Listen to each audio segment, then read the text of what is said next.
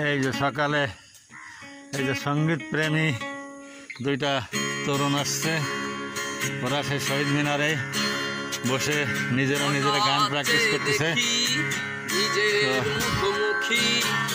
যে যেভাবে পারে প্রত্যেকেই চায় একটু বিনোদন নিতে, তো তাদেরকে দেখালাম।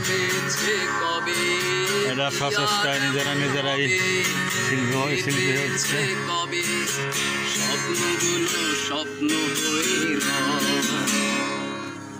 এমন যদি হতো আমি পাখির মতো উড়ে উড়ে বেড়াই সারাক্ষণ,